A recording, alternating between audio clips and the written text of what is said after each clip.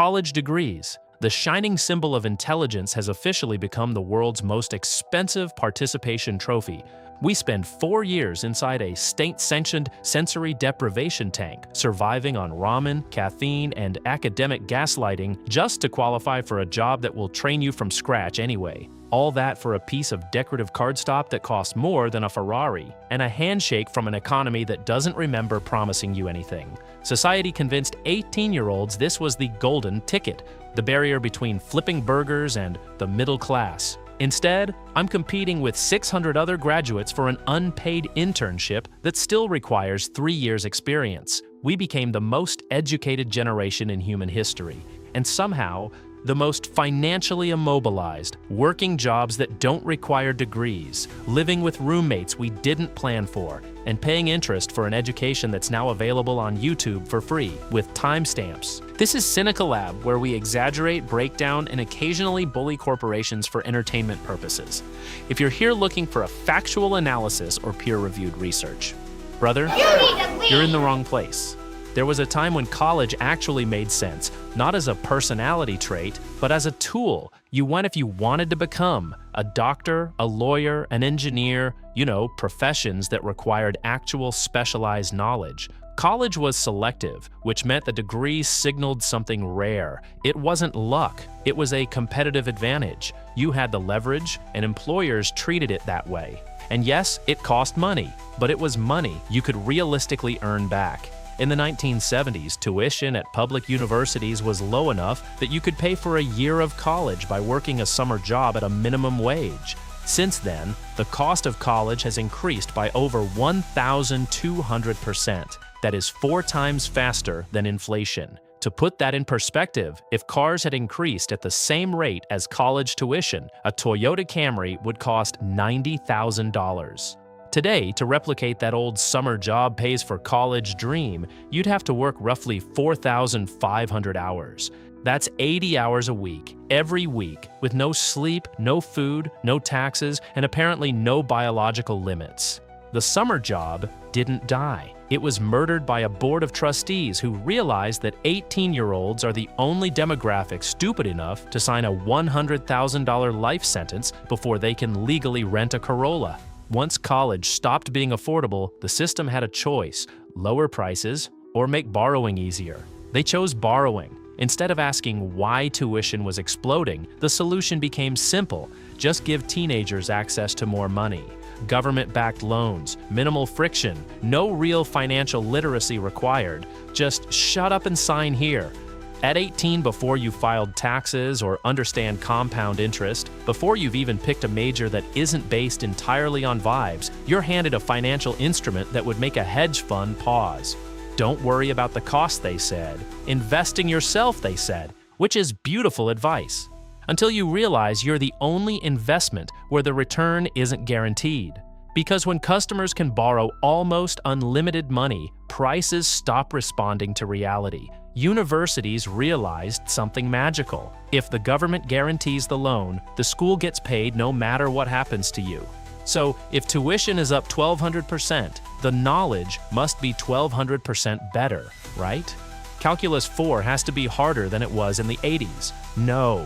Unfortunately, gravity hasn't changed. The curriculum didn't mutate. The laws of physics didn't get a patch update. And professors, they aren't suddenly earning Wall Street salaries. In fact, many classes are now taught by adjuncts making less than a DoorDash driver. So where is the money going? Administrative bloat. Over the past few decades, the number of non-teaching administrators has grown dramatically, often outpacing the growth of actual faculty. Entire departments now exist for marketing, compliance, student retention analytics, campus engagement optimization, and something called holistic learning ecosystems, which sounds expensive and suspiciously vague.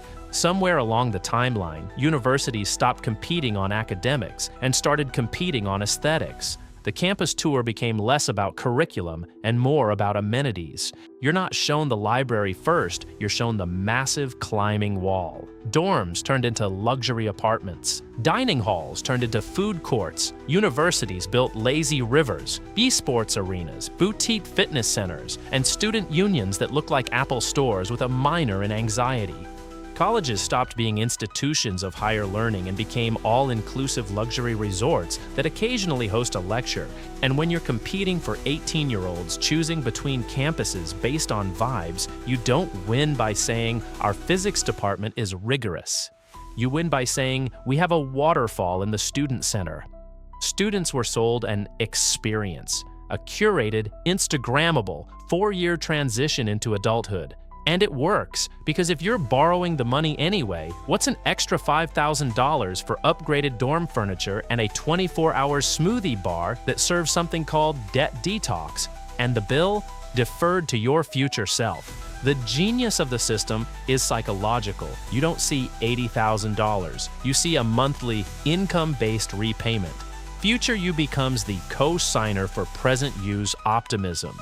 But here is the Cynical Lab twist, the reason this bubble hasn't popped yet. If you start a luxury alpaca meditation retreat in Nevada and it fails, or maybe gamble away your life savings in Vegas, you can declare bankruptcy and walk away from your poor financial decisions. But that $120,000 student loan for your master's in underwater basket weaving, non-dischargeable. This is the only debt in America that follows you to the grave. The government will garnish your wages, take your tax refund, and eventually take your Social Security. The university gets their money up front. The government will get their interest. And you get the prestige of being a debt slave with a very nice PDF. Here's the quiet part nobody likes to say out loud. A degree only works when it's rare.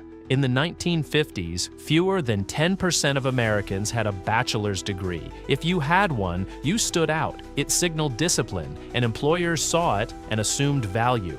Today, nearly 40% of young adults have one, which sounds like progress, until you realize that when everyone has a competitive advantage, it stops being an advantage. The reality is that roughly 52% of recent college graduates are underemployed. That means half of the people who got this 6-figure investment are working jobs they could have gotten straight out of high school.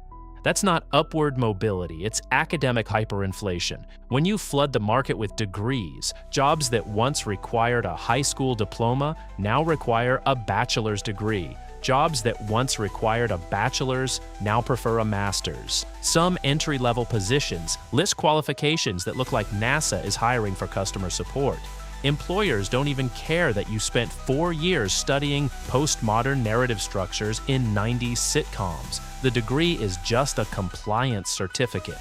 It's a filtering mechanism that tells the hiring manager, I am capable of showing up to the same place for 4 years, following arbitrary instructions, and tolerating immense amounts of boredom without jumping out a window. And the irony, the jobs that actually require deep technical skill, electricians, plumbers, mechanics, certain trades, often pay more upfront and don't require decades of debt. Meanwhile, white-collar applicants with framed diplomas compete for positions that say entry-level, but somehow require a job history, proficiency in 5 software systems, and the ability to survive in an open office with fluorescent lighting. And don't get me wrong, this isn't anti-education, it's anti-mortgaging your 20s. A degree is still a social signal, it still carries prestige, it still looks good on LinkedIn, and it still feels safer than taking an unconventional path. The fear of not going is greater than the fear of debt, and fear is powerful. So, with college a scam? No, scams are illegal. This is optimized. Starting adulthood owing $80,000 isn't ambitious, it's leverage. And when people realize a 6-week certification in welding pays more than a 4-year degree in interpretive dance theory, that's not anti-education, that's market correction. What we're witnessing isn't the death of college. It's the slow collapse of the college for everyone myth. This has been Cynical Lab, where we take expensive problems and make them emotionally affordable. So subscribe to the channel. It costs $0 at a very reasonable 7% interest.